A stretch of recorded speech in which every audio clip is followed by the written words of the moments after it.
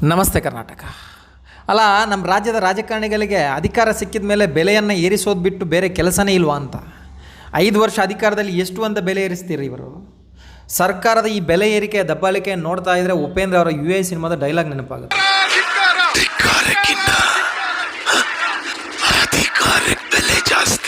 ನಿಜವಾಗ್ಲೂ ಇಲ್ಲಿ ನಮ್ಮ ಧಿಕ್ಕಾರಗಳಿಗೆ ಕವಳೆ ಕಾಸಿನ ಕಿಮ್ಮತ್ತಿಲ್ಲ ಬಿಡಿ. ಹಾಲಿನಿಂದ ಹಿಡಿದು ಆಲ್ಕೋಹಾಲ್ವರೆಗೂ ಬೆಲೆ ಏರಿಕೆ ಬೆಲೆ ಏರಿಕೆ ಬೆಲೆ ಏರಿಕೆ. ಇವಾಗ ನೋಡಿದ್ರೆ ಮತ್ತೆ KSRTC ಬಸ್ ಪ್ರಯಾಣ 15% ಏರಿಸ್ತಾರಂತೆ. ಅಲ್ಲ, ಇದೇ ಥರ ಏರಿಸ್ತಾ ಹೋದರೆ ಸಾಮಾನ್ಯ ಜನರನ್ನು ಇವರು ಯಮಲೋಕಕ್ಕೆ ಏರಿಸ್ತಾರೆ ಬಿಡಿ.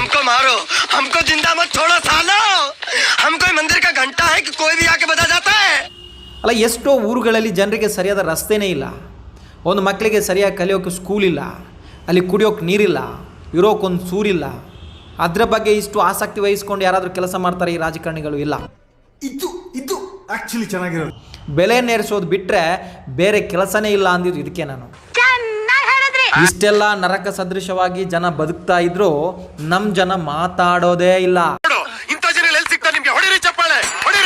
ಕ್ವಶನ್ ಮಾಡೋದೇ ಇಲ್ಲ.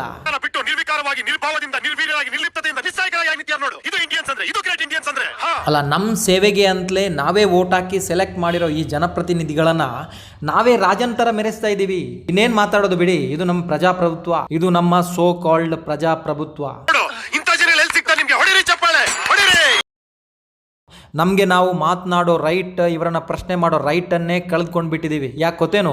ನೋಟಿಗಾಗಿ ವೋಟ್ ಮಾರ್ಕೊಂಡು ಬಿಟ್ಟಿದ್ದೀವಿ, ಜಾತಿಗಾಗಿ ನೀತಿ ನಿಯತ್ತು ಎರಡೂ ಕಲ್ಕೊಂಡು ಬಿಟ್ಟಿದ್ದೀವಿ, ಧರ್ಮಕ್ಕಾಗಿ ಮಾನವೀಯತೆಯನ್ನು ಕಲ್ಕೊಂಡು ಬಿಟ್ಟಿದ್ದೀವಿ.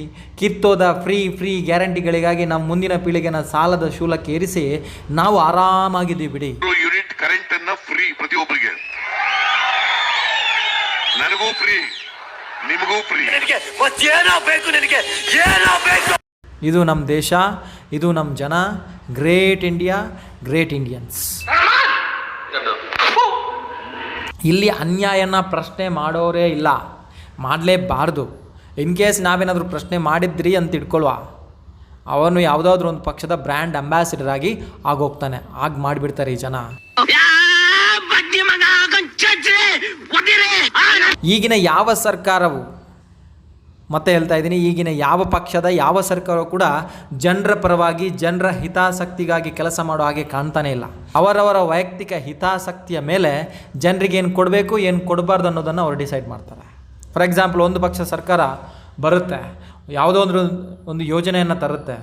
ನೆಕ್ಸ್ಟ್ ಇನ್ನೊಂದು ಪಕ್ಷ ಸರ್ಕಾರ ಬರುತ್ತೆ, ಫಸ್ಟ್ ಆ ಯೋಜನೆ ಜನರಿಗೆ ಉಪಯೋಗ ಆಗ್ತಾ ಇದೆಯೋ, ಅದನ್ನೇ ಜನ ಬೆನಿಫಿಟ್ ಪಡೀತಾ ಇದ್ದಾರೆ ಅನ್ನೋದನ್ನು ಟೆಸ್ಟ್ ಮಾಡಲ್ಲ. ಫಸ್ಟ್ ಬಂದು ಆ ಯೋಜನೆಯನ್ನು ತೆಗೆದು ಬಿಸಾಗುತ್ತೆ. ಅದು ಅವರ ಫಸ್ಟ್ ಸಾಧನೆ.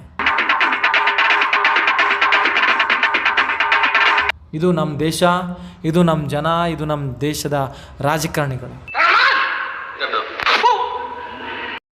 ಇದೆಲ್ಲ ಯಾವಾಗ ಬದಲಾಗುತ್ತೆ? ಯಾರು ಬದಲಾಯಿಸಬೇಕು ಇದನ್ನೆಲ್ಲ?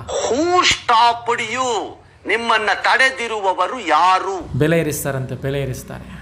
ಕೋಟಿ ಕೋಟಿ ಟ್ಯಾಕ್ಸ್ ಬರ್ತಾ ಇದೆ. ಏನು ಮಾಡ್ತಾ ಇದ್ದೀರಿ ನೀವು? ಅದನ್ನು ಒಳ್ಳೇದು ಮಾಡ್ತದ? ಜನ್ಮಕ್ಕೆ ಹೋಗೋ. ಬೆಲೆ ಏರಿಸ್ತೀರಲ್ಲ, ಸರಿಯಾಗಿ ರೋಡ್ ಕೊಟ್ಟಿದ್ದೀರಾ?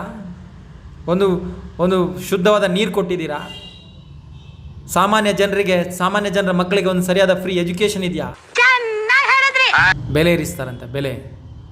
ಅಯ್ಯೋ, ನಮ್ಮ ಜನ ಈ ಲೆವೆಲ್ಗೆ ಸೈಲೆಂಟ್ ಆಗಿದ್ದೀವಲ್ಲ ನಾವು. ನಮಗೆ ಬಿಡಿ, ನಮಗೆಲ್ಲ ಗೊತ್ತಾಗೋಯ್ತು. ಇವತ್ತಿಗೆ ಇಷ್ಟು ಸಾಕು. ನೆಕ್ಸ್ಟ್ ಟ್ಯಾಕ್ಸ್ ಬಗ್ಗೆ ಮಾತಾಡೋದಿದೆ. ಮುಂದಿನ ವಿಡಿಯೋದಲ್ಲಿ ಮತ್ತೆ ಸಿಗ್ತೀನಿ. ನಮಸ್ಕಾರ. ಇಂತಹ ಹಲವು ಸಂಗತಿಗಳ ನಡುವೆ ನಮ್ಮನ್ನ ಕಾಡುವಂತಹ ಕಟ್ಟ ಕಡೆಯ ಪ್ರಶ್ನೆ ಹೀಗೂ ಉಂಟೆ.